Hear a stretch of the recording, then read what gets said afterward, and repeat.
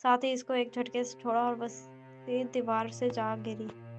Mustafa please अब बात को समझने की कोशिश करें। मैं घर में क्या जवाब दूँगी? मेरी इज़्ज़त का सवाल है। इससे इसी वक़्त बहुत खौफ़ आ रहा था मुस्तफ़ा से। मुस्तफ़ा ने एक गहरा साँस लिया। वो इस पर गुस्सा नहीं करना चाहता था, मगर फिर सब हो गया। वो आहिस्ता-आहिस्ता से करीब आया, जबकि मेहताब का खौफ से बुरा हाल था। देखो मेहताब, मोहब्बत करता हूँ तुमसे, पाना चाहता हूँ तुमसे। शौक प्लीज़ आज अभी मुझसे निकाह कर लो और मैं वादा करता हूँ तुमसे तुम्हारी इज़्ज़त पर हर्फ नहीं आने दूँगा। यकीन करो मेरा। इसने एक बार फिर मिन्नत की। नहीं मुस्तफ़ा प्लीज़ मुझे जाने दो प्लीज़। मुझे वो फिर रोने लगी। मैं ये नहीं कर सकती। आपको नहीं मालूम सब मुझे बोलेंगे। मेरी माँ कहीं मुँह दिखाने के काबिल नहीं रहेगी। वो गुस्से से बोली, मुझ पे यकीन नहीं है तुम्हें? इसने बड़ी आस से पूछा। तो शर्मिंदा ही हो गई थी, मगर इसके पास कोई और रास्ता नहीं था। वो इससे नज़रें नहीं मिला रही थी। तो नहीं, इसने मुँह फेर कर जवाब दिया। ठीक है, मैं तुम्हारे साथ एक जायज़ रिश्ते में रहकर ज़िंदगी गुज़ारना चाहता हूँ, मगर अब तुम ऐसा ही चाहती हो तो कोई बात नहीं। मैं तुम्हें फ़ौरन सुने करूँगा। अब निकाह करो।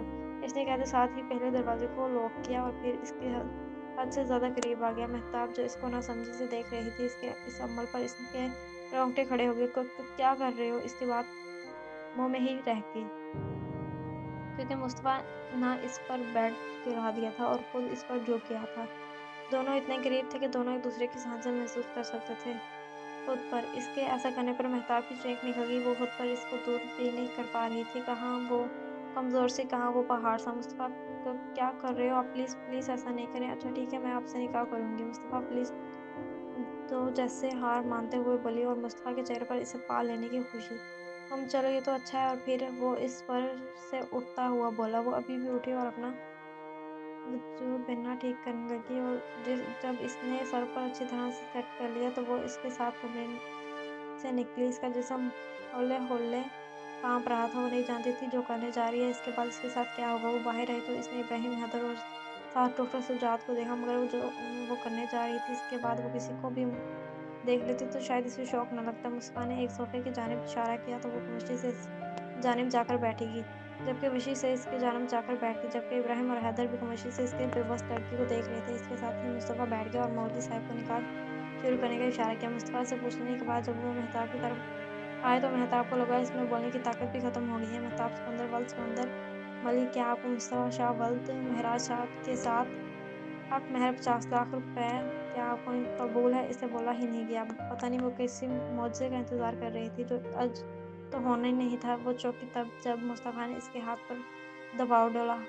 कबूल है। वो फिर दूसरी बार कबूल है। इसका गला खुश्क हो गया था और फिर आखिरी बार कबूल है कहते साथ ही इसकी आँसू निकल गए। ऐसे लगा वो अपना सब, जबकि दूसरी जानिब मुस्तफ़ा के दिल में ढेर इत्मीनान उतरा। वो मौलवी साहब को छोड़कर आया तो हैदर इसके गले मिला और इसे खुश रहने की दुआ दी। अभी जाने दे रहा हूँ, मगर जब भाभी मान जाएंगी तब मैं छोड़ लूँगा।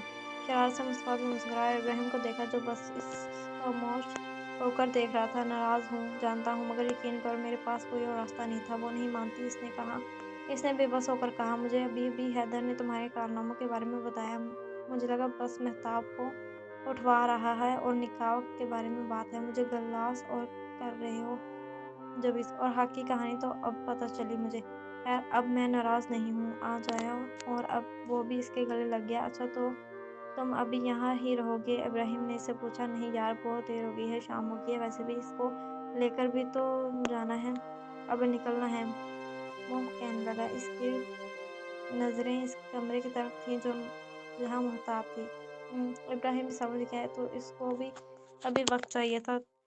तुम घर जाओगे? मुस्तफ़ा ने जाते-जाते पूछा। नहीं, अब सुबह जाऊँगा, इब्राहिम कहते साथ ही चल पड़ा। वो कमरे में आया तो वो इसी जगह पर बैठी थी, सर झुकाए। महताब उठो, घर छोड़ दूँ तुम्हें। इसने इसकी तरफ अपना हाथ बढ़ाया, मगर वो नहीं हिली, बस खाली नज़रों से मुस्तफ़ा को देख रही थी। महताब मेरी जान, शाम हो गई है, उठो। शाबाश। वो प्यार से इसके सर पर हाथ फेरता हुआ।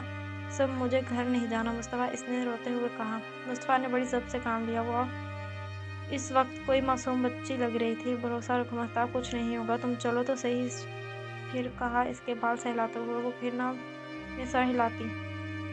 महताब इससे पहले वो कुछ बोलता वो चीख पड़ी। नहीं ना, नहीं, मुझे अब घर नहीं जाना। अब मेरा कोई घर नहीं है, कहीं का नहीं छोड़ा आपने मुझे।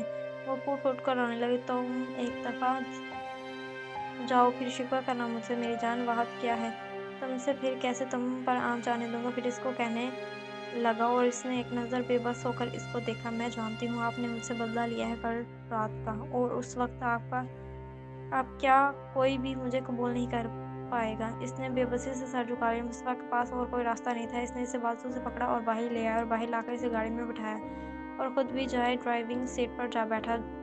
तो इस वक्त इसके घर से काफ़ी दूर था। सारे रास्ते दोनों खामोश रहे। इसके घर पहुंचते पहुंचते इनको रात 1 बज गए थे। जैसे ही इसके घर सामने इसने गाड़ी रोकी, वो अपने ख्यालों से निकली। घर में ना कोई लाइटिंग हुई थी, कुछ भी नहीं था।